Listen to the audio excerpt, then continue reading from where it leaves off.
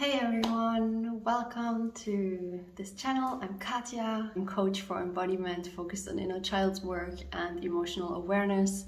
Sensuality and femininity also play into this.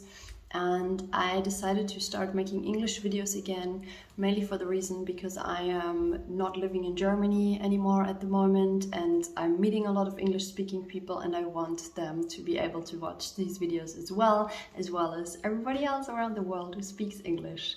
So yes, I am going to talk about the ego today and what I perceive about the ego and what I quite often see people perceiving about the ego, and it honestly makes me sad and sometimes also a bit frustrated when I hear people speak about the ego in certain ways, and I just wanted to share my perspective, and I'm curious how it lands for anybody who's watching this. I mean, especially in the spiritual world, we often see or have this notion that the ego is like something bad, something that needs to be overcome, something that needs to be mastered or transcended. And this is frankly not my perspective any longer since quite a while. I draw my perspective from the work I do and the work I offer, which is parts work. It is this inner child focused parts work, and it basically comes from the experience of having several different parts within ourselves. So we all basically, this perspective assumes that we all have different personalities, not to the extent that it's pathological, but to the extent that, for example, we wear different masks when we are in different circumstances, be that with friends, at work, when we're alone, when we meet new people, all these kinds of situations let us often very automatically, and until we make it conscious, it tends to happen unconsciously, has us put on these different personas and masks. These parts also show up in our more intimate inner life experience. For example, we want to feel happy, but then we wake up at nighttime feeling anxious, or we wake up in the morning feeling rather depressed, or we want to take better care of our body and be a healthy, radiant person, but then we don't do the things that would support that. Instead, we eat a bag of chips and don't do sport. These are like some examples, and of course there's many examples. There's also like one of these kind of typical examples is a person might know that smoking is bad for them and they actually kind of want to quit it, but they just can't really get themselves to do so. And so the reasons for that is usually from my very own personal experience and also from the people who share this kind of work. The reason for that is that there's different parts within us that are alive and that we are not aware of, or that we might be aware of, but we don't know how to integrate them and how to bring them into a more coherent and harmonious state. And so what I also want to say about the ego is that it's quite interesting to see that the ego often seems to get used as a kind of scapegoat. So I have seen people do this quite a lot. They saying like, oh, my ego made me say this, or because of my ego I'm always doing this, and the ego is like this bad thing inside of our body mind or inside of our psyche that we're trying to get rid of. But the ego, from my perspective, is essentially just another part of us. And usually these parts are inner child parts. They can also be like other parts that have formed throughout our life, throughout our adult or teenage life. And yet, when we go deep, usually we end up in childhood. Well, again, this is not always the case. There can also be teenage or even adult parts. These parts usually form under some kind of emotional stress or emotional shock. So when we feel like we cannot express our true authentic self, that is when the parts are being formed. And the parts are basically like an adaptive mechanism of our psyche that help us survive or get through certain situations and experiences. So this is quite important to notice, that these parts usually form themselves because they want to help us and protect us and support us. So if we look at it from this perspective, we can already see that these parts are actually, their intention is a good one. So if we then look at these parts deeply, and with deeply I mean looking at them on a body, mind, and a psychosomatic way, really feeling into where in my body does this part live, how does it make itself visible, how does it make itself feelable. And if we do that, we usually get more and more and more to the root of the feeling, of the experience.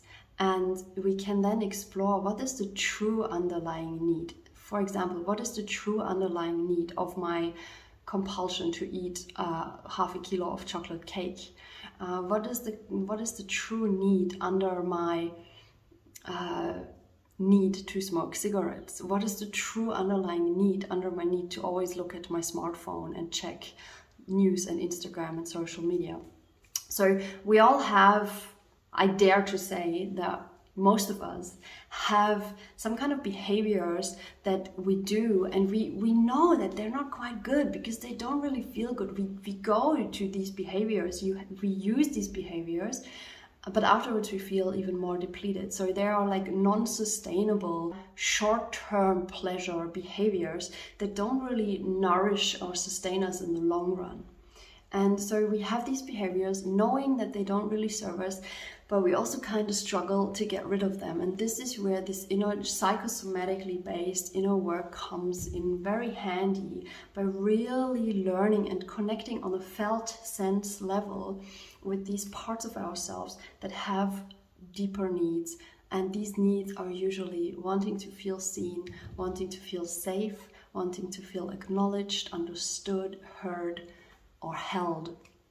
And these are very basic, fundamental human, emotional, biological needs, the ones I just mentioned, and they just kind of fall short in our society that's profit focused and competitive, and the type of society that we live in. There's not really space for these very basic biological human emotional needs of safety, emotional safety, of feeling like we can authentically show and express ourselves.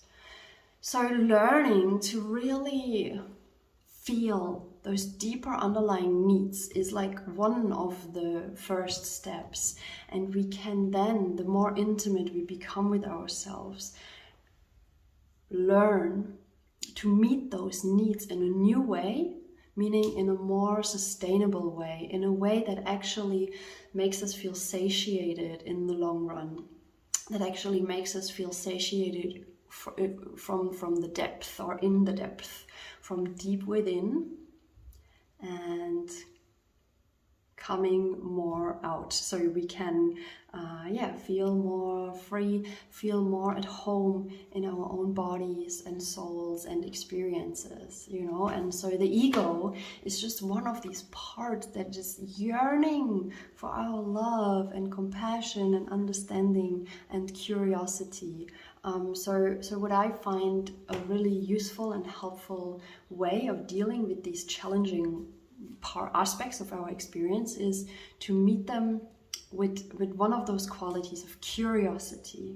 Like, love is quite a long shot. Like, if you're struggling with a part of yourself that you really feel like disgust or rejection towards, it's gonna be difficult to be like, oh, I'm gonna meet this with love. Like, it's usually a long shot. But what might be more accessible is awareness, and curiosity is maybe one of those ones that is easier to access. And curiosity to understand yourself better. So this ultimately even leads to more awareness, to an expanded state of consciousness. It's funny, it's like literally doing this kind of inner work is essentially cultivating those qualities that a lot of spiritual seekers are seeking for, like, or even like when we're on the path of self-development, like what do we want? We want to feel like, I'm assuming here, but I guess for most of us the baseline is we want to feel good, we want to feel some sense of inner peace and contentment, we want to feel happy, and some of us may want to feel more compassionate towards our fellow humans. And you know, one of the keys really is to cultivate those qualities within ourselves. And we've basically been given a perfect playground and exploration ground with those inner parts in ourselves that are seemingly causing us trouble. Yeah, they are causing us trouble, but only as long as we're ignoring them, denying them, trying to push them away, then we're like really in a struggle. We are in an inner war with ourselves, and that sucks. That's not fun in the long run. So how to make this more enjoyable and turn this around. It's a very fertile ground for transformation. One of my teachers said the shit inside of you is fertilizer for the lotus that you can also become, or the flower, or whatever you wish to become, you know. So that's so beautiful, I think. So we can really use that and learn to meet ourselves with this curiosity and love and understanding and what I just said. And this is also the work that I facilitate. So I basically sit with my clients, the people that come to see me, and I just facilitate and co-hold that space with you and for you, so you can dive deep inside of yourself, or deeper, and meet yourself with this curiosity. And I just support you, because usually when we kind of trained ourselves to not meet ourselves with curiosity, especially when we have certain, like, there's usually certain parts that we have just trained ourselves to meet with numbness and total rejection. It can be tricky to access these parts or to meet these parts with a new mindset. And this is where I come in, where this work that I offer comes in, or any kind of person that offers this work, we come in and support you. And I continue to even receive this work for myself, because it is frankly really helpful to have another person guiding us or supporting us through this sometimes muck of our own consciousness. And yeah, I can say I love it. I very, very deeply actually believe in it. I feel like it has changed my life for the better and continues to do so. And I'm going to share more about it in coming videos because I want to record more. And so if you liked this video, if it helped you, please give it a thumbs up and hit the subscribe button. It also helps this channel to grow. And if you have questions, send them to me. Yeah, if you would like me to talk about anything else or specific, let me know. I'm happy to respond to such requests if I can, of course, if I feel capable.